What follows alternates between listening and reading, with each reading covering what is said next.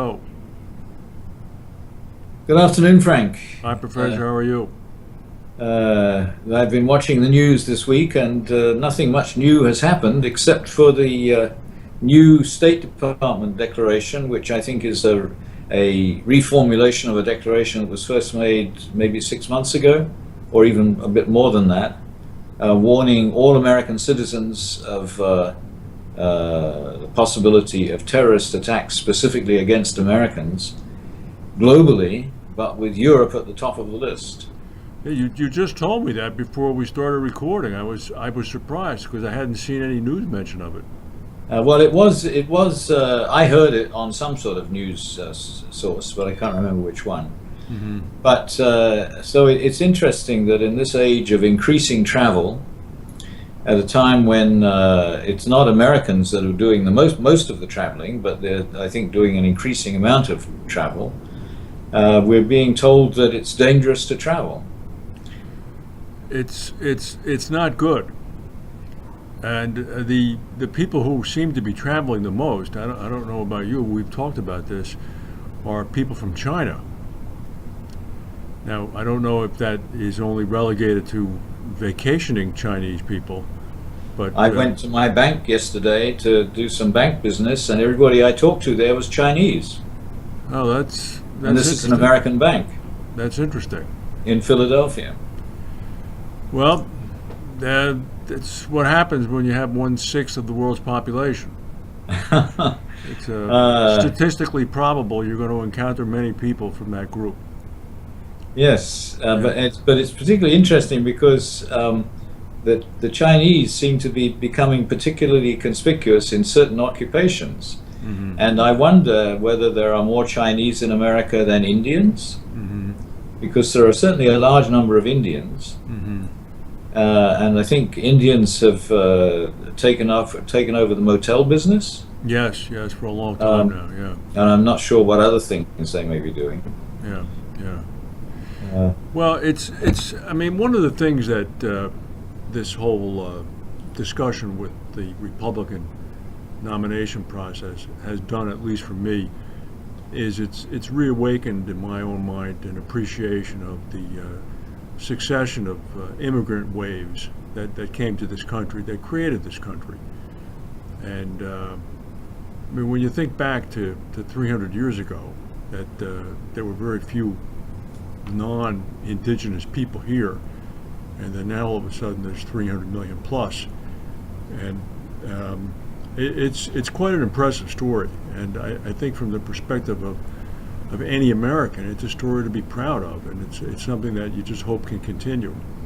And I don't know if you've noticed this, but there was a long article in the New York Times Magazine section this weekend about the plight of Syrian and Afghan refugees in Germany, and it was a little bit heart-rending because it you could tell that the German state was trying to do the right thing, that all of the Germans themselves were trying to do the right thing, but the sheer size of the inundation of people just being deposited in these small towns and in some instances villages just leads people to think, oh my goodness, how can we possibly cope with this, which ultimately leads to the rising of cultural tension, so to speak. and I think that it's largely because if the people who grow up Muslim have great difficulty in understanding a non-Muslim society. Unless they are, if they come and study in a non-Muslim society when they're young, then it works. But Hmm. if they come here when they're already adults and with families, I think it's particularly difficult. I mean, I haven't seen a case that I could study to prove this or to have data for it, but from what I know about the differences, I can understand why it would be difficult.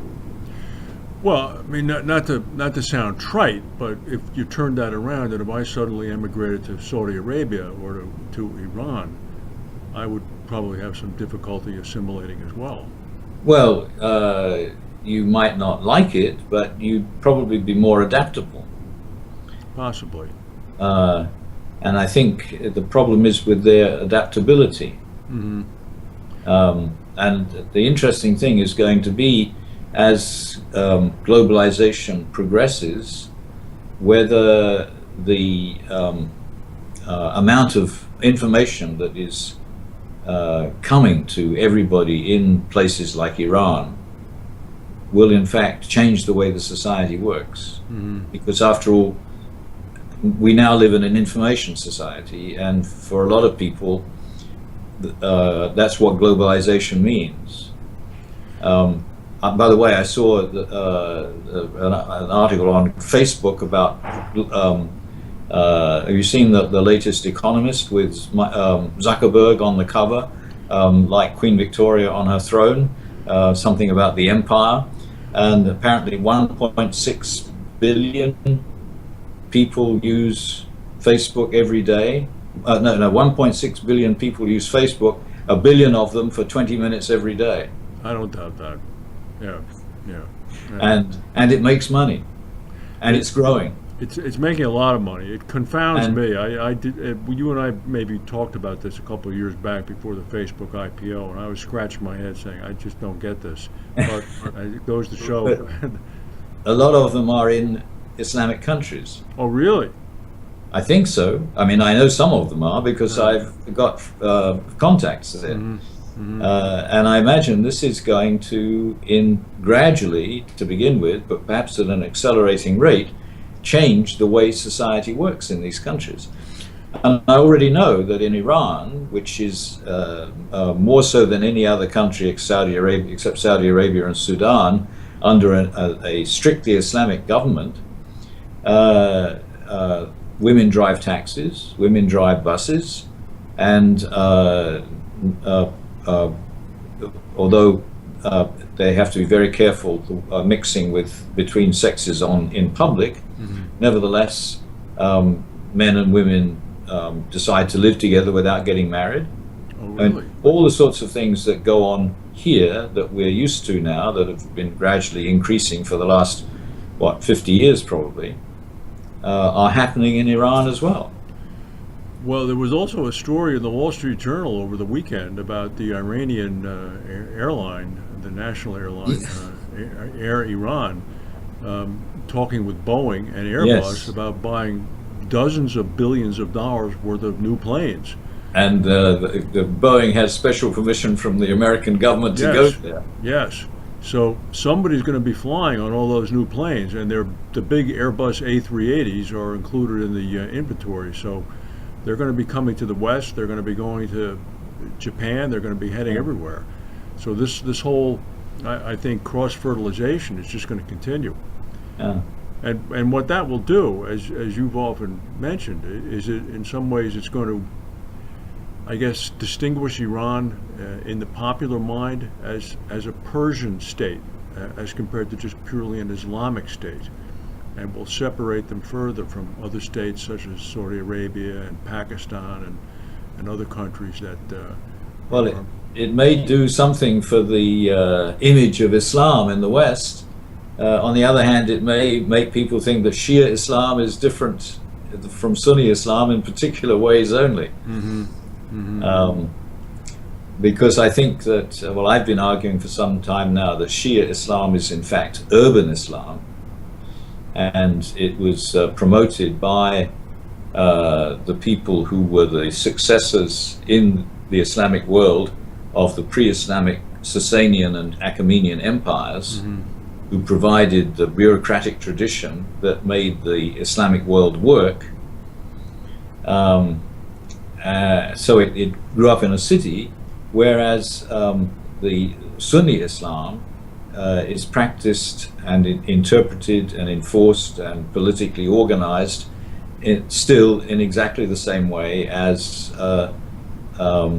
the population of the Arabian Peninsula was before Islam and through the life of the Prophet, lifetime of the Prophet. So, and that's really what underlies the antagonism now between Saudi Arabia and Iran. But Iran is the progressive modern society, and Saudi Arabia is the society that wants to hold on to things the way they were 1,500 years ago. Right. Except that they've got a king. Right. and they never used to have kings. That's the paradox about Saudi Arabia. Well, they've had a king since Ibn Saud. Since, Yeah. and that's not very long No. in Islamic terms. No. No. Uh. Um, I noticed that that Vladimir Putin had his annual 3 or 4 hour press conference, which he shows once again the magnificent control he has over his bladder by sitting there for 280 minutes or so in front of the global press. He likes to point. Yes, he does, and he hunches over and points. He had a couple of interesting things to say. He complimented President Obama as far as being able to recognize his mistakes, as far as not having a plan to actually do something in Libya after they overthrew the government. And he didn't comment on the Clintons or the Republicans. He did not comment on his ex-wife's recent remarriage, nor did he comment in response to a question whether he was going to be married again. He said the Russian economy would possibly improve. He said the situation in Syria is stable and that the Russians no longer need to assist them militarily, that Assad is pretty much on his feet. It was the usual rundown of questions. And again, it's something to me, because I can remember way back when I mean, Gromyko and Kosygin and all those guys were in power. There was nothing like this.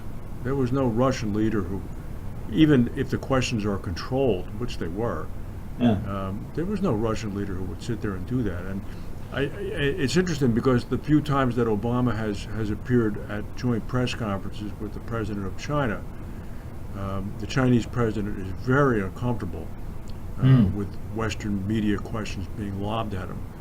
And it's only a matter of time until they too, over there, have to subject themselves to this.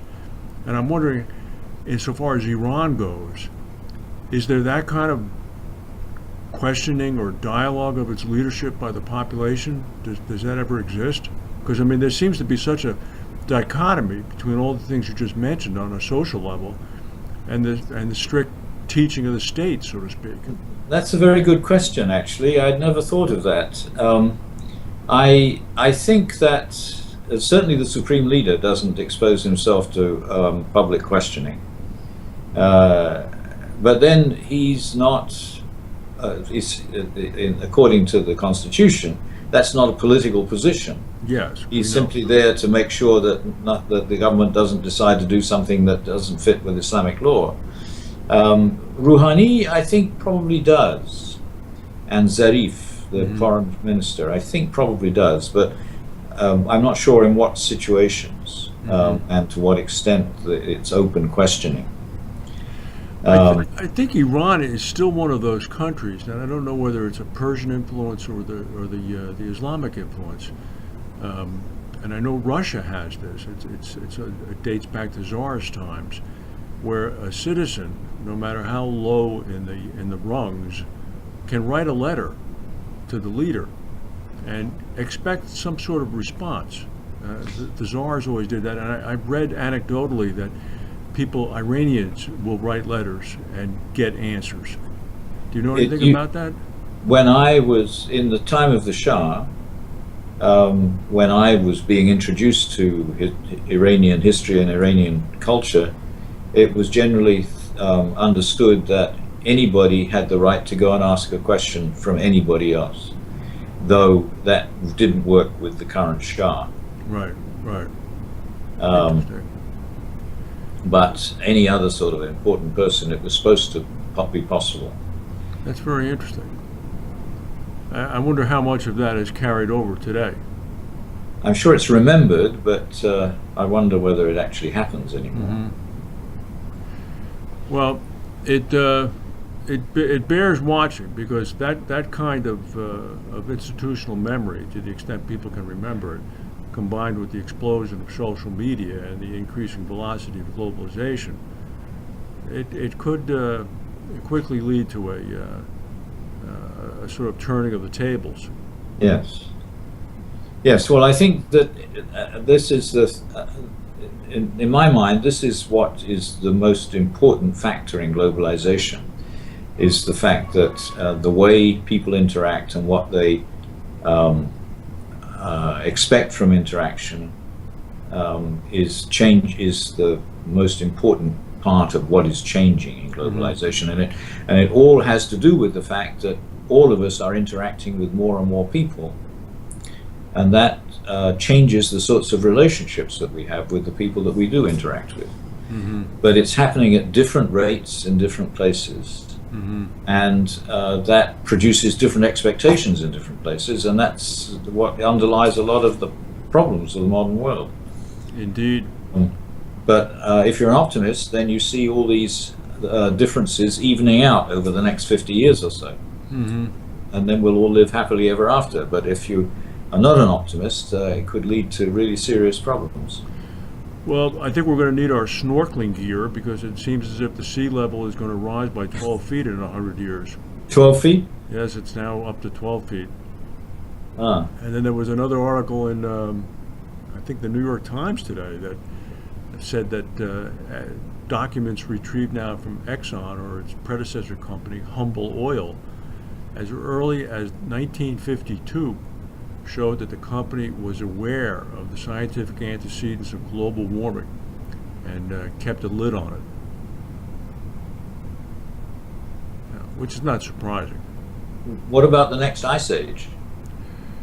Well, they're going to need a lot of fuel to keep everybody warm, you're right. Maybe it is part of a grand scheme. We maybe haven't quite thought that out far enough. It's a good point. We can talk about that the next time. Okay. All right, Professor, thanks very much. See you next All week. right. Bye-bye. I told you last week, didn't I, that we're expecting Donald Trump and Joe Biden at the Penn commencement this year? No, my God almighty. Because Donald Trump's daughter is graduating and Joe Biden's granddaughter is graduating. And we're going to have enhanced security. So everybody's going to have to go through, it's going to be like getting on a transatlantic flight. That's going to be crazy. Who is the speaker? I forget now, but neither of those. No, that's something. I understand that I'm supposed to be at the Mila, what's it called? I can't remember what the place is called, outside Princeton at 10:30 on Saturday morning, but I'm not sure when it finishes. What kind of event is it? What event is it? Master Chef class. Oh, the Master Chef class. Well, God willing, at 10:30 Saturday morning, I'll be doing my weekly 5-mile run. Aha! You run 5 miles a week? Yeah, well, on Saturdays I run 5 miles. During the week I try to run 2 or 3 miles a couple of times. Really? Yeah. How are your knees? One knee is not so good. I have to wear a brace. The other knee is, knock on wood, still okay. No, I haven't done running since I was a student at Oxford, but the aerobic exercise I do is in the gym on things like elliptics and steppers and things like that. You probably get more exercise than I do. Really? You go there every morning, right? Yeah. Yeah. Well, I mean, what I mean is, I'm in the gym for an hour every morning. Yeah. No, that's a pretty religious schedule. Good. So when does the semester end? The 27th is the last day of classes. Okay. That's So amazing. we've got well, at the current time, I've got 2 more of each class, 2 more sessions of each class, and I'm about to go down to get rid of one of them in an hour. Okay. All right. Well, we'll turn this around and get this back to you, and we'll go from there. We'll see you next week. Okay. All right, Cheers. Professor. Thanks a lot. All Bye. right, bye.